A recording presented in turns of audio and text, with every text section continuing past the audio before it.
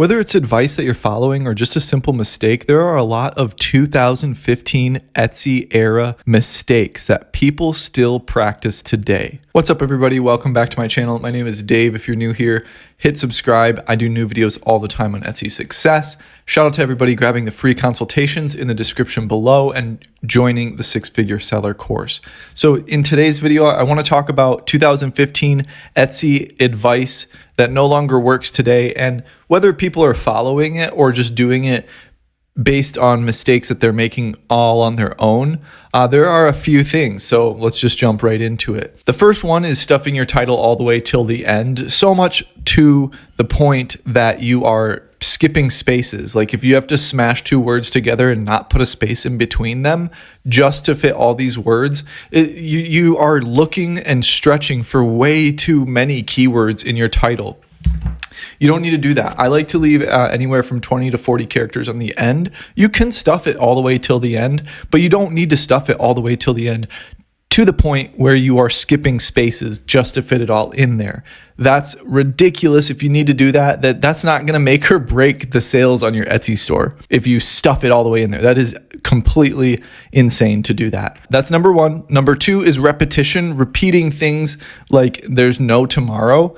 Now in 2016, 17, 18, maybe not so much 18, but the more you repeated things, the easier it was to rank. You would see some pretty ridiculous things, and also you'd see multiple listings from the same seller in like 3 rows, just taking up 3 rows of things, and it was pretty wild. But repetition doesn't matter anymore. The algorithm can mix and match from the front of your title all the way till the end of your title. And kind of in the same vein as this, it doesn't really matter what's at the beginning of your title.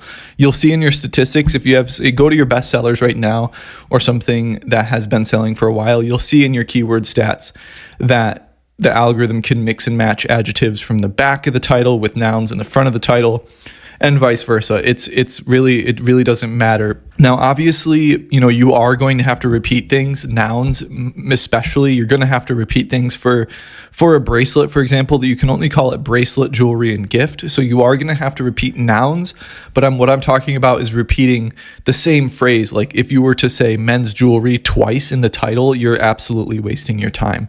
And you can't do it in the tags, but some people go out of their way to repeat the same 2-word phrase multiple times, and it is absolutely a waste of time and space.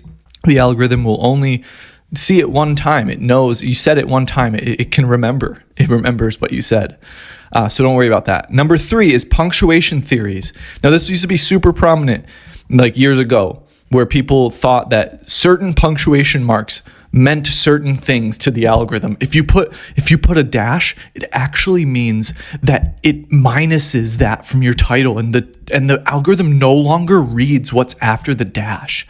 Those were some pretty wild conspiracy theories, and they were never true. It's just not true. All right. It never was true. Bars, dashes, commas, whatever it may be, it doesn't matter what you use. And then going on from there, it doesn't matter if you do no punctuation. The algorithm is going to see it no matter what. They're words in your title. It knows what punctuation marks are, and it knows what they aren't. So it doesn't matter if you have them or you don't. You have no advantage whatsoever. That is some 2015 lore at best. And it just doesn't do anything. What I like to personally do is use commas over bars, because commas take up just 2 spaces versus 3, and you can hopefully have some more space in there. But it's totally up to you. You can use bars if you want, but doing no punctuation looks super spammy and looks super unprofessional, and you want to at least visually organize it for customers. Your title is essentially for the algorithm. You don't want to have conversational language in there, which isn't really a mistake that people make, or a 2015 Etsy era, belief. But just another tip I want to say is don't put conversational language in your title. Hey, super quick, check out the description for free consultation calls if you want to work with me one-on-one in my mentorship program. I literally go into your store, diagnose what's wrong with it, show you what to do, why to do it, and walk with you hand in hand. Now back to the video. I hate the words and, with, and for. If you have to say the word for, just put the word that goes after for in front of the phrase. So instead of jewelry for men, just say men's jewelry. You don't have to say for.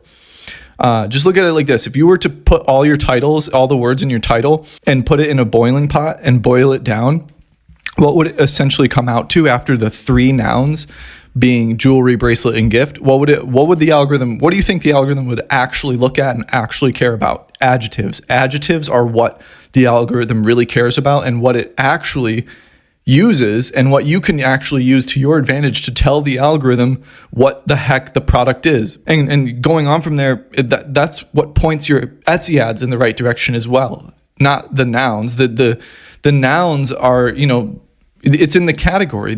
For most products, the category tells the algorithm what it is. It knows it's a bracelet, okay?